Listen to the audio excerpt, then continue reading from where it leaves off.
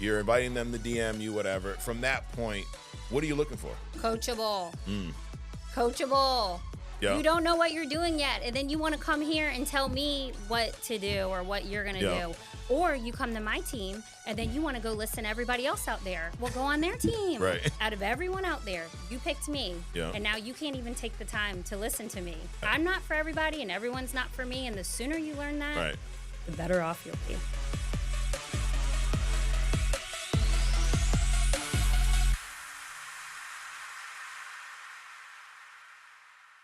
So, Mallory, you're recruiting now. It's like Yes. it's like a whole new world now from last time. So different. Last time you were selling like crazy, recruiting a little bit, and now it's kind of the opposite, Yeah. right? How long would you say, like, when did you make that shift? Was it beginning of this year? So I've always been recruiting, but I never was making like a strong effort to recruit. Okay. I was just kind of like people were coming to me organically, which was great. But this year I'm definitely like that is a focus, a big focus. Yeah. What made you make that switch? It started happening more organically at the beginning of the year. Yeah. And so many people came in all at once, like in the first quarter, that I was like, I literally have to pause my production so I can help these people because I can't just leave them hanging. Right. Also, last year I was doing mortgage protection mailers. Yeah. And when you do mortgage protection mailers with a dialer, you're booked back to back to back to back. Right. Like your whole day is spoken Yeah. for. You're lucky if you get to eat lunch. And then that stopped working for me. So, because as we talked about, a lot changed. Yes, we talked about the True Talk. And so then I transitioned to self-gen. Okay. So with that transition, you know, they always say every cloud has a silver lining. That was the silver lining, was that I was like, all right, my time's more freed up now. Yeah. I'm doing things differently. And it just felt like it was meant to happen that way. So now I'm focusing on recruiting. So you weren't like not recruiting intentionally. You just were so busy selling, you didn't even have time to recruit. I felt like I was just attracting people. I wasn't making like an effort to go out there. Got it. And that really does make a difference. Yeah. So that's what I'm kind of in the process of doing that now. But the biggest thing for me with growing my agency, like there's specific things that help me. Do you want me to go over that? Yeah, absolutely. When you're invited on a podcast, you go. Mm-hmm. You go on the podcast.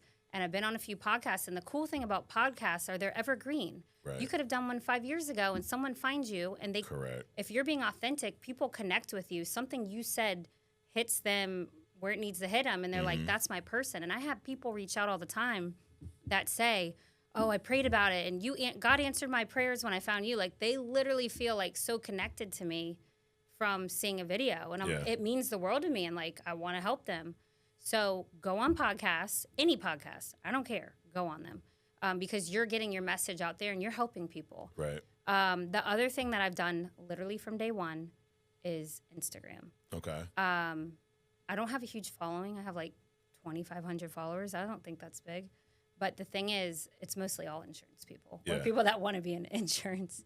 And the key is I tell my team all the time, I started posting literally from the beginning about my journey, about what I was doing. Oh, I made a sale. Oh, this happened. Oh, I'm at convention. Oh, this, that. And I just made it my story. Yeah. And it's not even like I was selling a ton. I just was sharing like, oh, I sold a $3,000 policy. Oh, I helped this person. And they were so thankful. And the thing about social media is it's compound growth. Right. You think like, oh, I start posting and boom. No, it grows over time. And people will message me literally once a week and say, I've been following you for a while now. Right. And they're following you to see, are you consistent? Are you who you say you are? Does this really work? Is insurance really legit? And the longer that you stick with it and keep posting, you're building a brand. Yep. And that's one of the most valuable things you can do in right now is build your own brand. And when we think of a brand, we think like Coca-Cola, you know, whatever, big names. Right. You are a brand. If you have a business, you're a brand. Yeah. Promote yourself.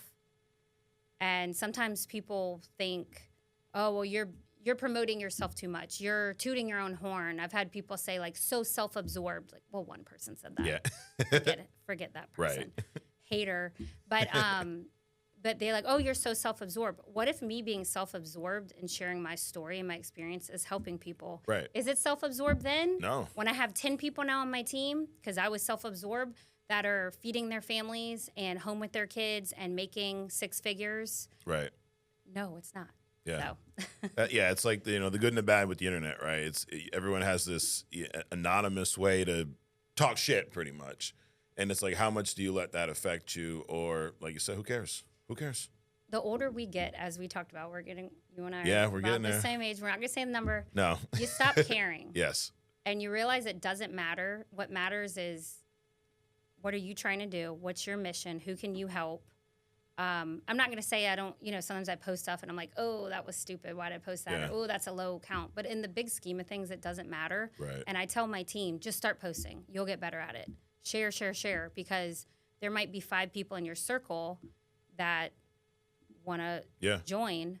And then the other thing is post reels. And a lot of people know this, a lot of people don't, but reels is your outreach. Mm-hmm. Reels is REELS, the Instagram reels. Yep. Some people don't know. That's your outreach. So when you post a reel, that goes out to people that aren't your followers, and then they find you. And then I just got on TikTok. What type of content are you putting on your reels? So when I started, it wasn't really like, I wasn't really posting anything that was like recruiting. It was just kind of like, this is what I'm accomplishing in life insurance. Yeah. This is, I don't know. I can't remember. It's kind of like your day to day. Yeah, just like me being me, and then look at the cool trips I'm going on. Like last year I went to Paris, and I'm like, I never would have done this without insurance. There was no way I was going to Paris without this career. Right. But where was I going with that? Just lost my train of thought. I was asking you what type of content you're putting on reels. Oh, but now with the reels that I'm doing, I am literally saying to people, I'm pitching them now. I'm pitching them. I'm saying, DM Uplift if you want to join. And it's bold, and you can be rejected. Right. But it's just like insurance sales. You're going to be rejected. Sure. But you're not trying to get everybody. Correct. So post your reels. Talk about what you offer. For me, I do mainly talk to women, and I talk about motherhood because that's what I understand and my experience. And so I post a lot of reels about that. I post reels about, work-life balance. Not balance, but having a successful family and a successful business, because you want to both to be successful, right? Yep. So, so I'm posting reels. Let's talk about that real quick, because sure. I think that's where a lot of people get messed up too, is the work-life balance. When they say that, they almost expect work-life balance to be 50-50. Oh, there's balance, but sometimes it's 10-90, right? Like, what is your opinion on work-life balance? I think in today's world, there's not a lot of work-life balance because we always have our phones. Stuff's happening 24/7, especially in insurance. Someone's selling a policy at 9 or 10 o'clock at night. Someone's got a question. People are working different time zones. I don't think there's a lot of work-life balance. What I think of it as, it's fluid, and how great is it that I can be with my family while I'm working. My kids are learning about business. My son knows a lot about business. My son's seeing me go after it, go get it. We're all growing in this together, which is honestly amazing. I want him to be an entrepreneur. He knows that. I really like brainwashing him.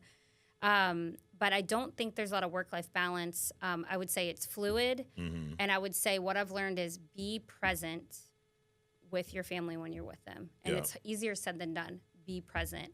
And also another thing I do, I tell a lot of the women on my team, is plan things with your family. Right. If your family knows on Saturday night, you guys are going to go have dinner and you're going to do this fun thing or that fun thing, if you're not with them right this moment, they know that we're going to be doing this thing. Correct. And we always have fun stuff planned, and my family's very tight-knit. So just like plan it in. Don't let it happen by accident. Right. This is my designated time that we're going to spend together. It's quality over quantity, right? Like, if I'm home all the time, but we're broke and we can't do shit, are my kids going to love that? Oh, daddy's just here. Yeah, but I say no to everything. We can't do that, can't do that.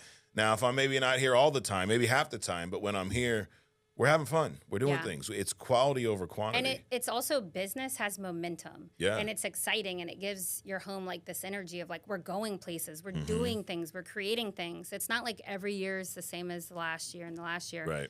Like, it's exciting, and it's putting that energy into your family life, which makes it fun. So, I mean, there's drawbacks, when you're working a lot, obviously that does take time away from your family somewhat, but if you use those tips, I think it makes it a lot more balanced. Yeah, absolutely. Yeah, I just think people think balance is 50-50. That's not balance.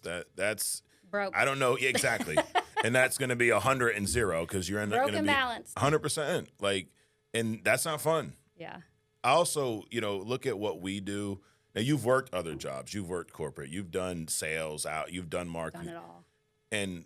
But my background was construction. Like, hard work to me was it's 100 degrees out. We're up on the roof. We're going to be here till it's done. We're sweating our ass. We're wearing jeans because we're on the roof. We got fiberglass in our skin. Sounds like hell. It sucks. That's hard work. I go, even before, I never did telesales, but we drove to people's houses. So I left my air-conditioned house, got in an air-conditioned car, drove to someone's, maybe the house ain't air-conditioned, who knows. I sat with them for 30, 40 minutes. I made $1,000 and moved on to the next one. Is that really hard work? And then now with, like you said earlier, you're at home. Like, it's all relative. And, yeah. And I know exactly what you're saying. It's because when you've done a lot of things and you compare it back to that, like, I will never stop being grateful for insurance. Right. I just won't. I've done a lot of things, and I think the world is going more remote work. Yep. But still, there's just so many other benefits of it. Absolutely. Of doing insurance. Just not having a boss, Yep. Not asking time off. You hear that all the time. But, right. My husband still works corporate. Yeah. That's all I'll say. So you still see both sides. Yeah, I do. Yeah. Yes. That's all we'll say about that. Yeah. He might be watching he's still it. employed. Yeah. Right. But it's also like, if you don't know, then doing this, it may seem like it's hard work. Like, I would never say what we do is easy, but it's simple. I say that too. It's very simple. It's simple. Takes hard work, but it's simple. And I think the other big mental block people have is, I'm spending my money for these leads, and I need to get this back. And we have such a consumer mindset. Right. If I give you money, I better get something back. Correct. And what I say is, you're starting a business. Would you go open a restaurant on the corner of the road and not expect to buy tables, chairs, tablecloths, menus? You got to pay for all the people, the food. No. Which you won't make back the first week. Yeah. So, but you're mad you bought some leads. Right. And a lot of people can't get over that. And I try to talk them, and I understand. But it's like, when you can flip it to that gratitude perspective, it just changes so much. You got to know why you went into it. You got to believe that you're as good as everyone else that got into it, and you can do it too, because you are. And you got to get over spending money. You're not spending money. You're investing. Right. And you're the magic that converts it. That's where that belief comes in. Yeah, absolutely. Let's get back to the branding. So in your opinion, what is the key to branding yourself in this business? I think the key is to be authentic. Don't try to be someone else. I've dealt with that sometimes. I was thinking about this earlier today. When you compare yourself to other people in the business, or what they're doing, or the way that they're branding and recruiting, it's like kind of like you're driving on the road and you're looking over here and what you start veering. Yeah. You need to stay focused on your path, and that's being authentic to you. What's your story? Who do you think you can help? What kind of, what is your vision of success? What are the people you want, surrounded by? At least when you're first building your agency. Eventually it's going to grow bigger than you, but when you're first growing it, you're selecting your leaders and stuff. But, don't compare, figure out what your voice is and just be genuine. And I think all that genuine means is just don't try to be someone else. Right. If I tried to recruit the way Jay recruits, it wouldn't work for me. No. Or all the people that get the cold plunges. Cold plunges are the thing. Can you imagine? Like, it's not me. Right. And I don't wake up at 5 a.m. Yeah. And I don't do a lot of those things. And I think that's great and it works for a lot of people, but you got to find what makes you unique and speak from that place. And the thing about recruiting is you decide who joins your team. Right? I think a lot of people, there's some misconception there that I'm going to recruit and then I'm going to bring all these people in. No, you're going to qualify and select, because it's your job to deal with that early on. And if you don't, it could potentially turn into something bad later on. Yeah. And I believe that when there's a bad agent, there were red flags all along the way that were ignored. Yes. I don't think that one day, like you had this awesome agent, Mallory, and then one day he decided to start doing there will be signs. Right, absolutely. So when you're recruiting, like, what are you looking for in a recruit? So you're doing all this stuff on social, you're inviting them to DM you, whatever. From that point, what are you looking for? Coachable. Coachable. Yeah. You don't know what you're doing yet. And then you want to come here and tell me what to do or what you're going to do. Or you come to my team and then you want to go listen to everybody else out there. Well, go on their team. Right. Go. It drives me nuts. It's like, you, out of everyone out there, you picked me. Yeah. And now you can't even take the time to listen to me. Just be coachable. Right. For the first 6 months, just be coachable. And that will make all the difference. So that's really what I look for. And then people that don't have a W-2 mindset, when they come in and they're already like, oh, I have to buy leads. And do you have health insurance? I'm like, oh, Lordy. Yeah. I'm like, no, we don't. Right. You know, and there's a place for that person. It's not with me, though. Correct.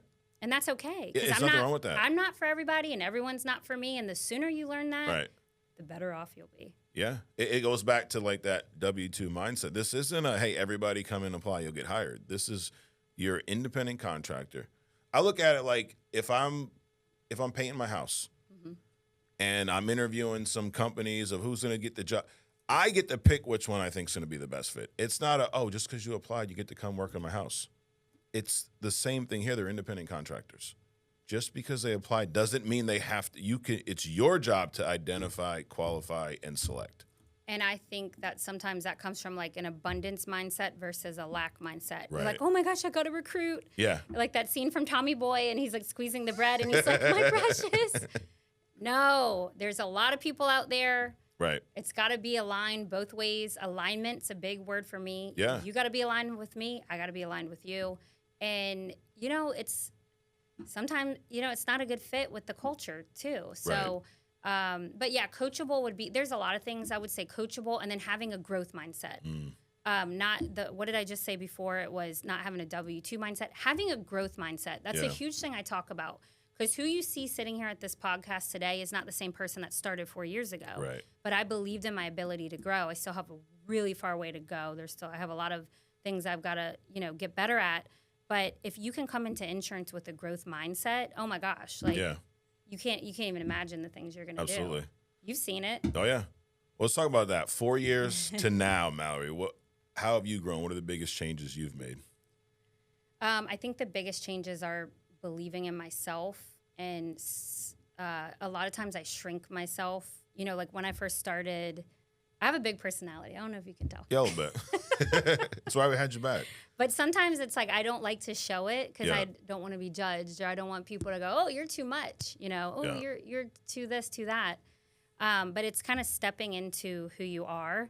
And I remember when I first started, my upline asked me like, "What do you want to accomplish?" And I was like, "Oh, gee, if I could make like 5 or 10K, that'd be amazing," you know. And to me, that was like 10K. Like if I could do that.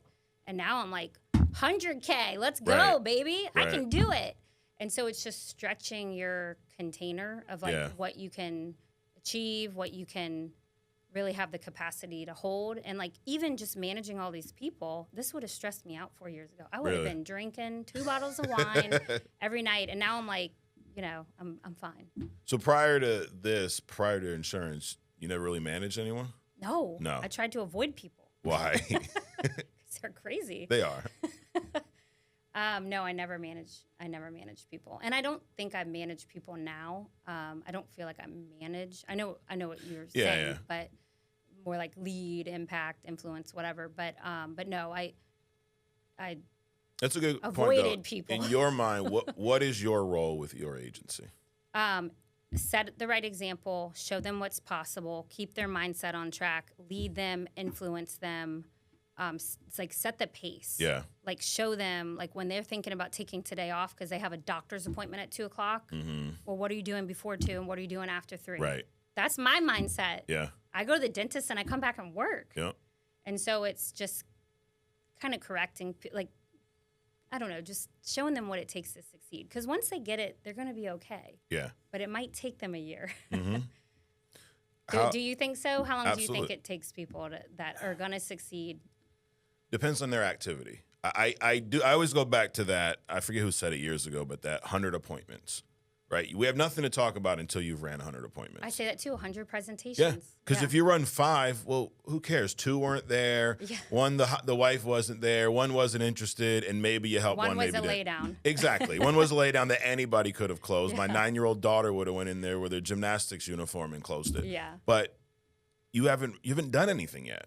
Run 100 appointments, run 100 presentations, whatever it is, and then let's come talk. Will take you about 3 months if you're doing it right. Absolutely. Maybe longer. Yeah. Or if you are crazy and want to work a lot, maybe get done quicker. But whatever, let's not talk about your results until we have something to talk about. And I have a printout sheet that I have in my Google Drive for my team, and it's literally just 100 circles. Yeah. And it has like a line on the top, and you can put whatever you're trying to do for 100 days. And I tell them, no one does it, but I tell them to. Yeah. I did it. When I started doing mortgage protection, it's what I did. Each appointment, I marked off the circle and then when I got to 30 appointments, I'm like, oh God, I still suck. Yeah. And it's not, oh, I've only done 30. They Right. said 100, and it just keeps you on track. So anyone can Google like a 100-day tracker, print it out, and use it. Right. Why not? It's going to help you, I promise. Absolutely. It's the most simple thing, but it'll help you. I'd be willing to bet your last 30 on that, you did a lot better than your first 30. Yes. But and you then no one could stop me. And Right. I became like the top agent at, top 1 or 2. We kind of switched at that agency. Right. Yeah. How important do you think being a top producer or just being good as a producer in the beginning is to building your agency? I don't think you need to be a top producer to build your agency. I do think people kind of go to big numbers and they like the hype and, they want to be sure, and that gives them certainty when they see you do a lot of numbers. But I think what's more important is consistency. Do you sell a policy every day? Yeah. Are your numbers consistent every month? You know what you're doing. Right. You don't need to sell 6 or 800K. If you want to, great, but that doesn't mean you can't help other people improve their life. You can. Right. Are you consistent? Now, do you work for a few days and go on a trip and then you're working your side job? No, don't. Maybe wait. I don't know. Everyone has different opinions. Yeah. Some people say recruit whenever. Right. It's I think you need to at least know what you're doing in the home, right? Is there a certain number? No, but like you doing 400K your first year, 600 the year after, even if you sell nothing right now, there's nothing that an agent on your team's going to run into that you haven't already dealt with. Yes. That's why I think it's key. Yes. Because you've gone through it all. Yeah. And really that goes back to consistency. But I know a lot of people that have built big agencies. Jay's one of them. That was never a Hall of Fame producer. Right. But he knows how to sell. Right. He did sell. He still sells. Yeah. He'll still get on there and sling some insurance. Mm-hmm. And I think that's important, is to know, like you said, go through everything and know how to sell so you can give them that basic information. But really it's about their belief. Yeah. And if you're doing it, they have that belief. Right. I mean, Andrew Taylor, he was never a top guy, but he was always consistent. And one thing about what I loved about Andrew and Zach was they got back in the field at times when they didn't need to, but they did need to. Like there was a time, this was before you started, where we shifted to these instant internet leads. Prior to that, everything, you direct mail. Well, I don't know if you pay attention to things, but the younger generations typically do everything electronically. You ask the average 30-year-old where their mailbox is, they probably don't know. Yeah. Right? So direct mail, eventually, it's the rates are going to continue to go down until you're paying, $200 a lead. Yeah. Which, hey, is what it is. But there's digital marketing. When we came out with these instant internet leads, they were all final expense. And, of course, the complaints. These leads suck or this or that. So Andrew's like, all right, we'll find out. He got back in the field, bought only instant internet leads, and sold whatever it was, 20, 30K in a month. He's like, well, I thought they suck. Zach did the same thing. And then with the IUL switch, we've been doing a lot of IULs lately. I've had people, Mallory, sit in that same chair and tell me, you can't sell IULs over the phone. You can't sell IULs virtually. You have to go. I've heard all this stuff. Now, as a company, I think we're 40% IUL, and we're probably 80% on the phone telesales. So those people, they were either confused or lying, or I don't know. But it can be done. So Zach did the same thing. It's like, I'll go get a bunch of IUL leads, I'll learn this product, and then I'll do it over the phone so that when you guys have issues, I basically remove all the excuses.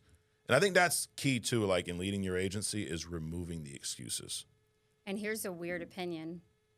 I don't know. I think selling insurance is fun. especially when you don't need the sale. If you need the sale and you're like, I just spent $1,000 Right. on leads and I need this sale. We've been there. Yep. But when you don't need the sale, like this sale isn't going to make or break me.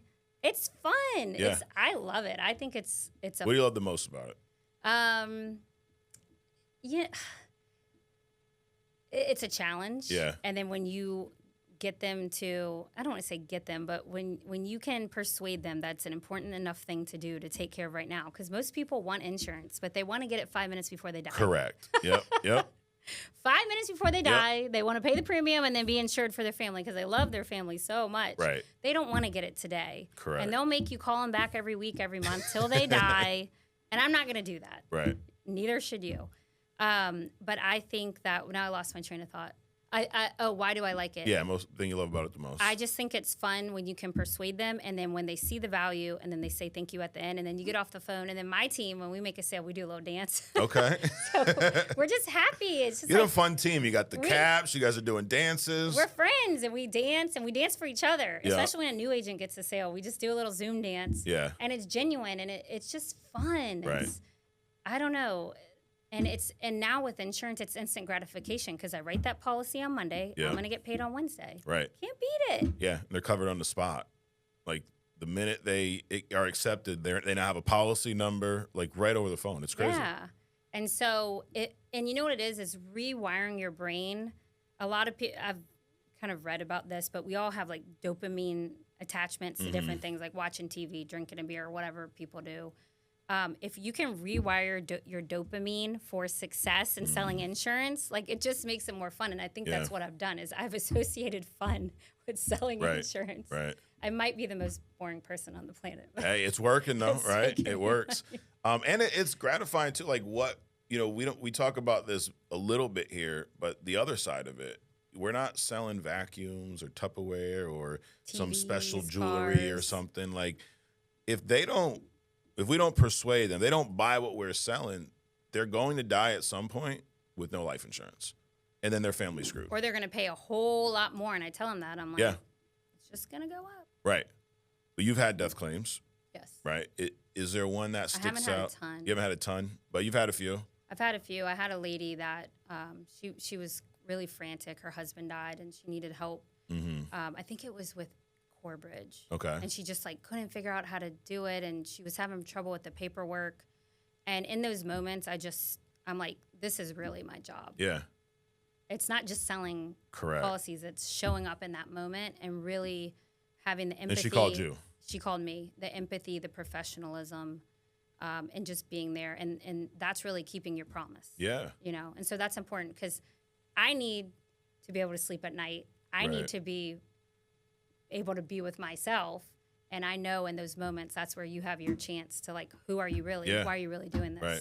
And so I've only had a few, but I've really tried Makes a difference though. Yeah. Like how much does that change your perspective going into other appointments? I remember my first one and it not dramatic, but it definitely made me focus more on the individual client, really try to push them to do the right decision, knowing that could happen to this client too. How much did that change your perspective once you had your first one? Or I think the main thing is people, lately a lot, people have been saying to me, oh, well, my family, they live to 100. And my great, my father and his father. And I'm like, that means nothing. Right, and? Like, what? And so cutting through people's bullshit is my specialty. Yeah. You can ask my team. I cut through the bullshit because you start to hear the same thing over and over again. And, well, I don't plan on dying anytime soon. And I said, yeah, that's what the guy said that I talked to right before you and the one before that. That is not what you should base your decision on. Correct. When you plan to die, because I don't know if you know this, but it's not any of our It's under our not your thing to control. plan, bro. Yeah. And so when you have that kind of bird's eye view, because you've talked to I wrote a lot of business last year. I've talked to a lot of people. And when you start to see those patterns, you're like, all right, how can I cut through this bullshit? Yeah. And that's what I've gotten really good at. Yeah. I think I have. I don't know. Well, I mean, the numbers speak for themselves. Yeah. In looking back, think about how crazy this sounds. In the past 2 years, you sold over 1 million in life insurance. It's a lot of premium. Yeah. It's a lot of people that have insurance now that didn't in the past. And last time here, we talked about that persistency, which is huge because it's one thing to write it. But if I cancel it 2 days later, you didn't do your job. Now, you lost out on the money. You didn't do your job. It counts against your placement, and I don't have life insurance. All things are bad, right? How do you keep, I know we touched on it last time, but how do you keep such a good persistency? So our agency was actually just recognized by Americo for our persistency. Really? Yes. They invited me out there. It was Nice. an amazing experience. Loved every second of it. 90% 6-month persistency. As an agency? Yes, and personally. Yeah. You can ask them. Send them an email. And then last I checked, it was 80 to 81% 12 month. Okay. And they're like, how'd you do it? And I'm like, I don't know. Just, I think the main thing is write honest business. Don't try to trick people into signing. Don't do it. Tell them what we're applying for, that we are applying, that their policy will start. I'm very clear about that. I try to get their consent. Yeah. You know how sometimes people just start asking the questions? I don't do that. I'm not saying it's wrong for you to do it whatever way you're doing it. For me, it helps my persistency, I believe, to get their consent before we start doing the application and then telling them, you know, Let's talk about that. everything. You're getting their consent at what point in your appointment? After I give them the rates and they choose the rate, I say, okay, now we're going to submit the application. This is what's going to be in the application. And I make sure to tell them the social doesn't affect your credit, social, the banking, the this and the that, the address. And then I say, any questions about that? Do you want to apply? And they say yes. And then I tell them that they're going to get their policy in the mail, you know, that they're going to draft the premium out in 1 to 3 business days. I say all of that. And so that just works for me. It's what I'm comfortable with.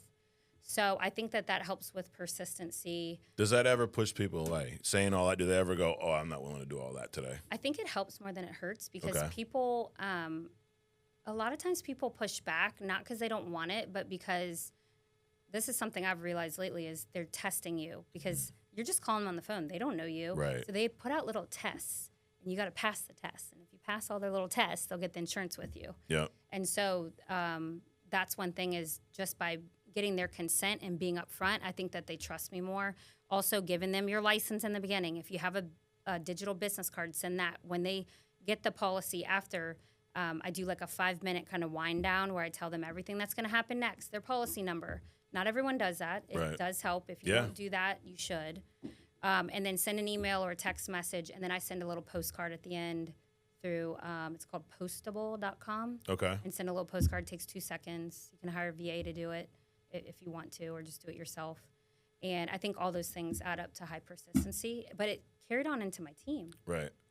And guess what? If you go through that and it does push your client away, you want that to happen there. Yeah. I don't want to be halfway through the app. No. And they're like, or even next day, right? You wrote the policy. Now you got a commission being generated. Then they cancel it. Now you got to deal with a chargeback. Now it counts against your persistency. Yeah.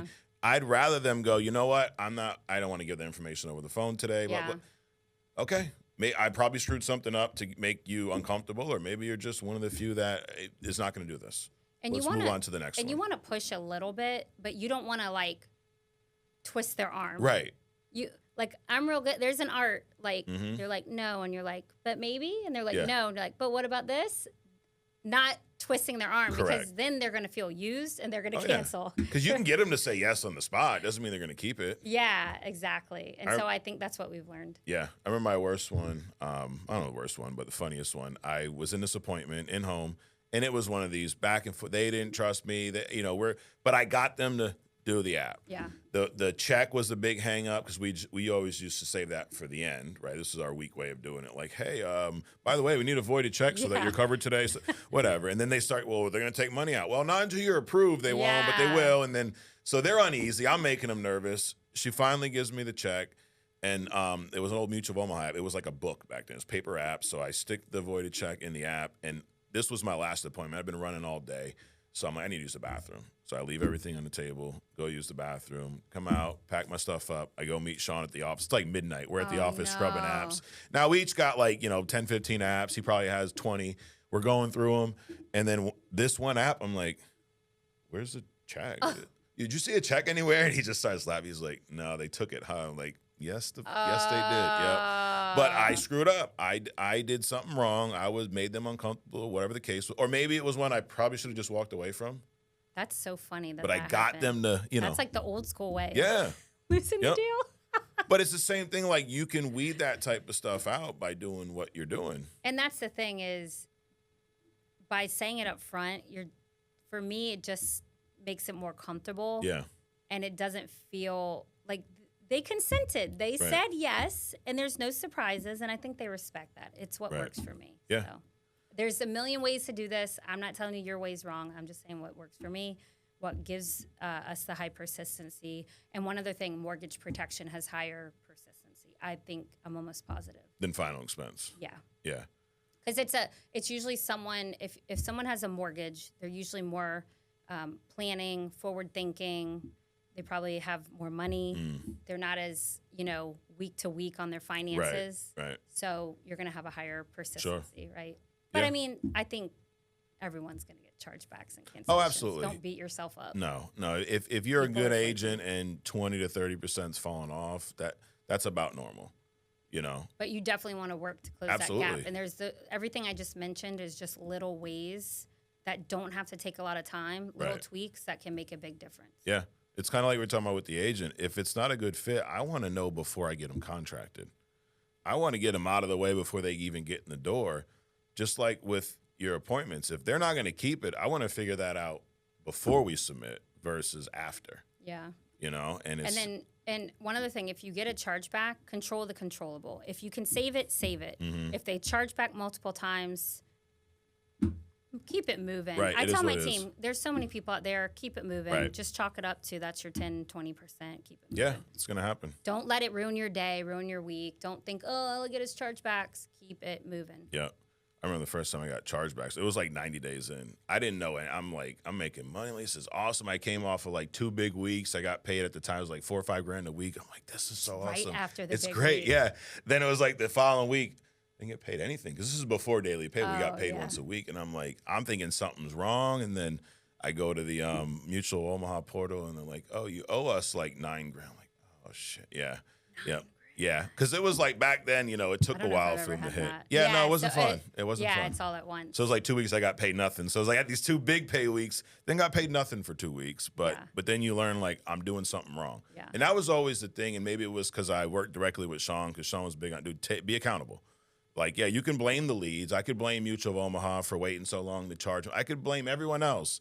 But at the end of the day, I'm the one that wrote the policies. I'm the one that didn't do it the right way. Now I'm the one dealing with the chargebacks. So I can stop feeling sorry for myself, get some more leads, get back on the phone, and do it the right way. And 2 things. Whatever happens to you in this business, you can get through it. Yes. I promise you, because we've all gone through it and we're still here.